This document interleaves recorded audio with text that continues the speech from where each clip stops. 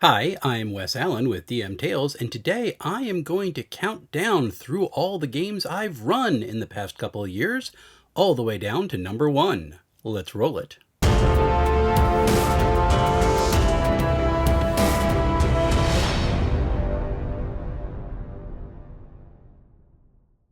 So before I get started, I do want to thank all of my patrons. Your patronage makes so much possible on this channel, and I am very grateful for all of you. If you would like to join my Patreon community, you can do so by following the link in the description below.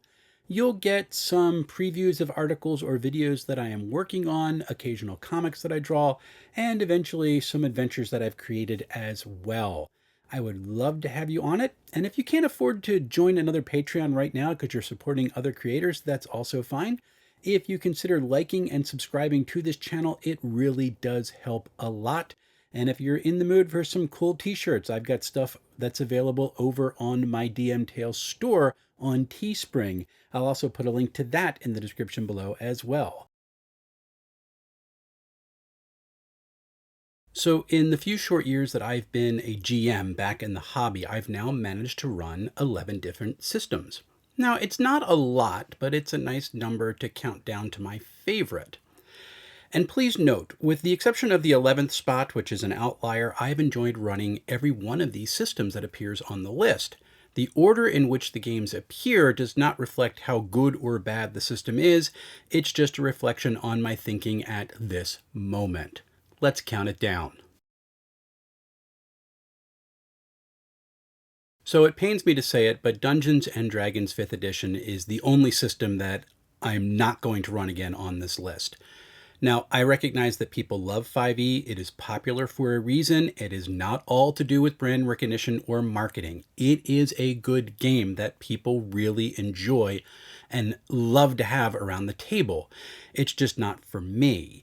And I think that's partly because the game's design is different than the way that I think, and they just don't mesh really well, and so I don't enjoy it.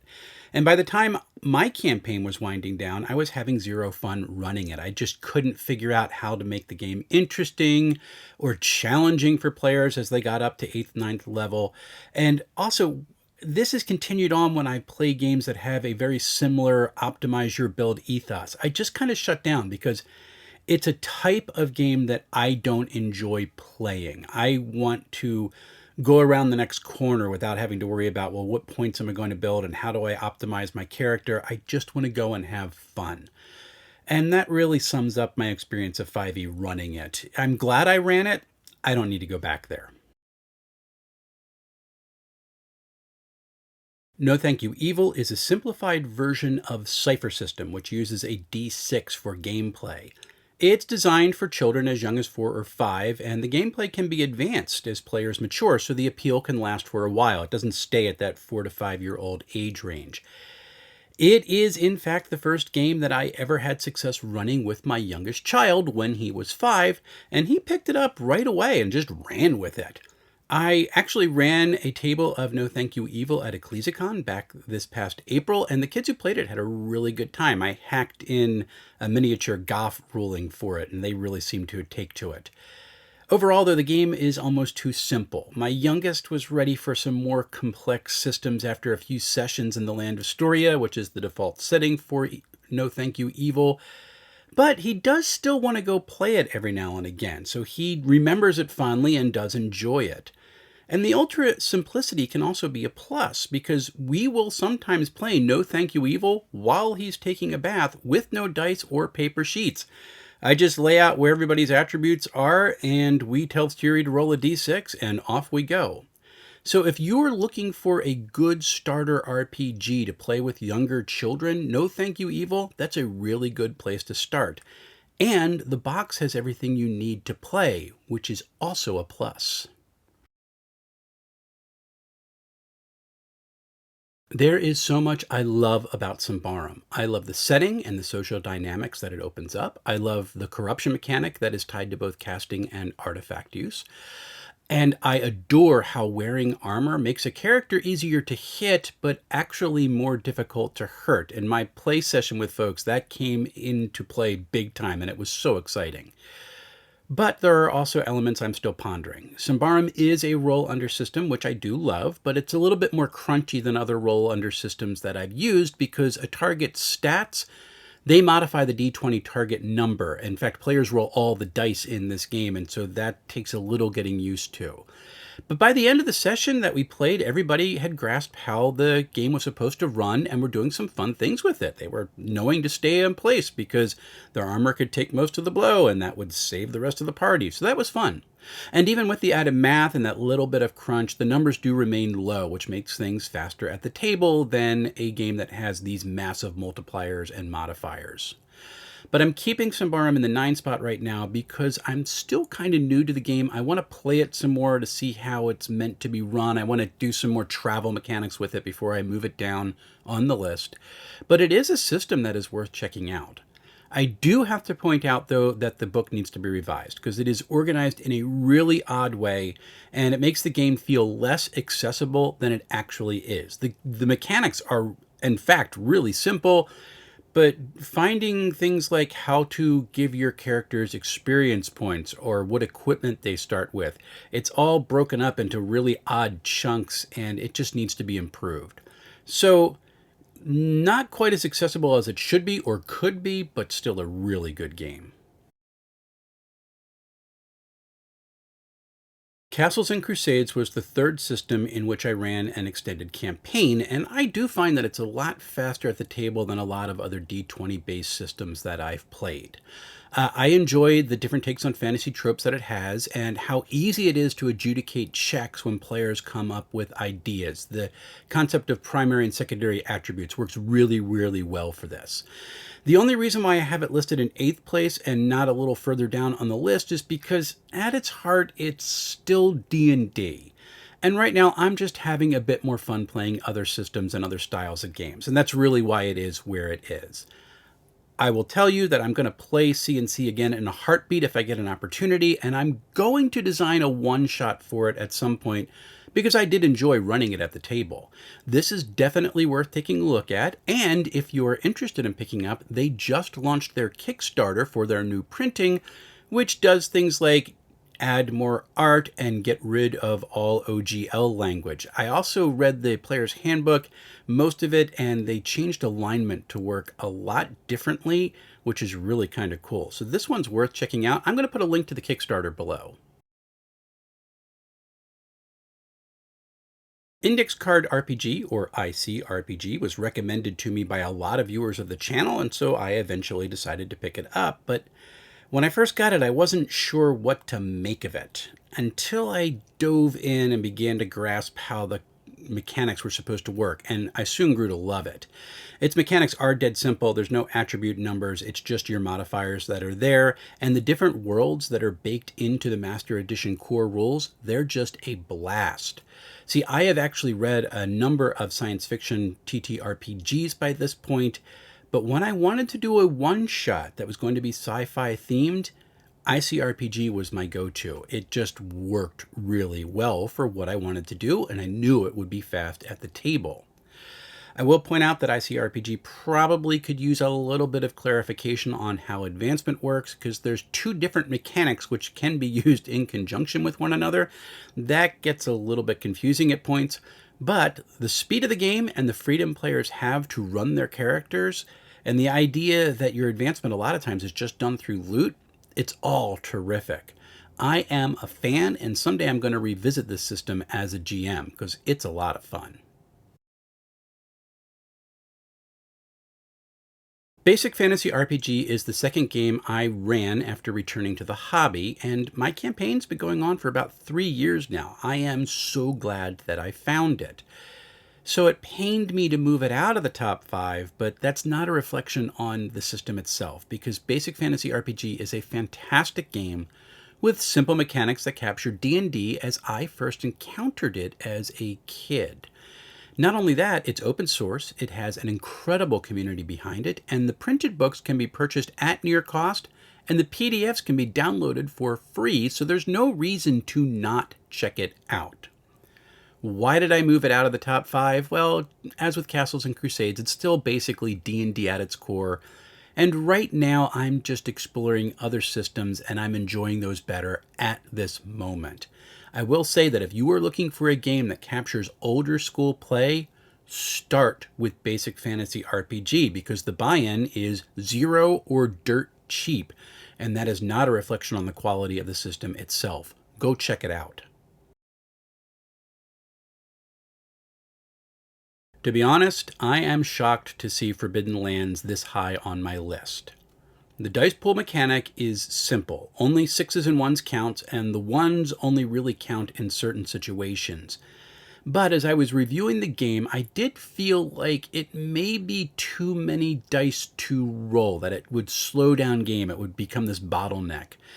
I also have to point out that the game's brutal and gritty on a level that I tend to find stressful rather than fun. Its sister game is Mutant Year Zero, which is where the Year Zero engine originated, and that's how I felt after reading the game. And I also have to point out that the lore of Forbidden Lands, calling it bleak, that's an understatement. So there's a lot about this game that gave me misgivings as I was reading it the several times that I read it before I got to do the review. And then I ran the game and I just fell in love. The danger is real, so players have to think before they act. They can't just run in and swing swords at everything or they're just going to die and the session will be over. The action economy in combat, that's just fantastic. You have one fast and one slow action or two fast actions, and that's it. There's no mucking around. You can get done really, really quick.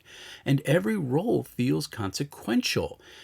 I gotta say, it was a blast to bring to the table, and I do want to run another group on the short adventure I created for this game in the near future because it has inspired some thinking about how to run systems that other games have not done yet. And I have yet to tie or touch on the exploration elements or the fortress building elements or the stronghold building elements yet. There is so much in this game to work off of. I got to go back and explore it at some point. So here's a recipe for you. You take old school D&D, add in some elements of 5th edition D&D, and then give it a shot of Dungeon Crawl Classics. You throw all these ingredients into a blender and you get Shadowdark. The writing is succinct, the artwork is gorgeous, and the combined elements of gameplay create something that feels unique. It is D&D at its core, so given the reasoning of the rest of this list, it probably shouldn't be this high, but at the same time, it feels so fresh that when I play it or when I run it, I don't feel like I've been there, done that. It's really, really cool. I need to run a Shadowdark funnel at some point because I haven't run one of those yet because the game's just fun and I loved bringing it to the table and I love sitting at the table. It's really cool. Easy D6 is by far my favorite TTRPG system to run for a one-shot. The mechanics use no math, character builds are simple but they are distinct from one another, and everything in the game happens fast. So fast, in fact, that I have no problem giving characters role-playing situations in a one-shot and still have enough opportunities to do exploration and combat situations. That's a huge plus that not a lot of systems can pull off well. I've got a trilogy of one-shots for EZD6 that I have had a blast running, and the first chapter is in fact the only adventure that I have run multiple times. I've yet to explore the other additional books for EZD6. There are 2 out right now, but I'm going to do so in the not too distant future. As soon as Runehammer's store opens up just over the river, I want to pick them up in person. But once EZD6 cracks a way to do some long-term character advancement that's got a little bit more flexibility to it, this game's going to become even better. So if you have not picked up EZD6 yet, it is well worth doing so. Check this game out. Numenera is one of the 2 long campaigns that I am running right now. And it is also the game that convinced me that I don't need to roll dice in order to have fun. That was a big hang-up for me for a long time. The cipher system, which was created for Numenera, is just dead simple. Everything has a level from 0 to 10, and to find the target number on a d20, the level is multiplied by 3. A character's skills, assets, abilities, and effort can be used to lower the target's level, and this in turn is going to lower the target number that you have to roll on that d20. And that's it. Every other mechanic is built off of that simple design. GMs then have fun by describing what the NPCs do, how the world is reacting to the character's actions, and by tossing in an intrusion here or there to gum up the works and ruin the character's day. That's a lot of fun. Also, if a new NPC or monster is needed, a GM does not have to go flipping through books. They create one by setting a level and then determining what it does well. That's it. The new creature is created. You're done. You want to go back and flesh it out later? Go right ahead, but you need nothing else for the game. The cherry on top for Numenera is the setting, which is weird and wonderful. It is science fantasy at its best. So the combination of fast mechanics, simple prep, and a cool setting makes for a fun time. I love Numenera. I have had so much fun playing it, and I am looking forward to playing more Cypher System games soon. Hopefully even a live stream or two if I play this right. I was smitten with Dragonbane from the moment I first opened the box set because the art is fantastic, the layout and design are beautiful, and the system's organization is near the best I've seen. Probably the only thing that tops it is Old School Essentials. And then I get to exploring the system itself. I am a sucker for roll under mechanics. To me, they are intuitive because they make the attribute scores actually matter, which is important to me. And not only is Dragonbane a roll under system, it is a skill-based roll under system. You still have base attributes. They're going to matter for physical or mental effort that is just raw physical or mental effort. But the skills then are set up in a way that riffs off of them. The higher your attribute number, the higher the base chance your skill is going to be. That is set at the start of play. The skill-based design makes advancement a lot more fun than having to grind after experience points, and multitudes more meaningful than milestone advancement. You get a number of check boxes to see if you can increase your skill after an adventure. If you roll higher than your current number, it goes up by 1. So there's a lot of fun in advancement and some randomness as well. I really enjoy it. Not only that, Dragonbane's combat is rough, fast, and wild. Initiative is card-based, so it is really, really fast, and the tactical decisions in combat hold weight. The whole setup of the game encourages teamwork, and it is fast at the table, which, if you haven't figured out by now, is something that is really important to me. Every time I run Dragonbane, I have a blast, and it is currently my go-to game with my 6-year-old. I'm going to be running an in-person game over the summer with some folks from around the neighborhood, and when my basic fantasy campaign winds down, we are switching to Dragonbane as soon as we can. This one has captured my attention. So there's my list from 11 all the way down to 1. There might be games that you enjoy playing than every other game that I have on my list. Share them in the comments below, because what games you like is just a matter of personal preference. And if somebody likes something different than you, that's actually really, really good. It's part of the health of the industry and the hobby. And I want to know some games that maybe I should try playing out because you do enjoy them. Coming up on the channel, I am reading Household. I promise I'm still reading this book. It's a really cool game that I want to get on the channel, but life has exploded and I just have not had time to sit down and read. I also have started Hecking Good Doggos, which seems to be a really good look at how dogs might view the world. It's really fun. And Chaosium was kind enough to send me a review copy of the latest edition of Pendragon. I have opened it up. I'm going to do a preview look at just the book itself, the product, because it's laid out really nice and it's a very attractive book to look at. And there's some things I want to point out which are really, really cool. We'll get to that pretty soon. I'm also working on a couple of list videos that I want to get done before I go on my July vacation. If you want to see what I have coming up, sometimes you could just go over to dmtales.com and read some of my write-ups before I get them to video. It's something that I'm doing more and more of, which is really beneficial to me, and I hope it's something that other folks enjoy. So that's what I got coming up, folks. Until we see each other again, happy playing, everyone.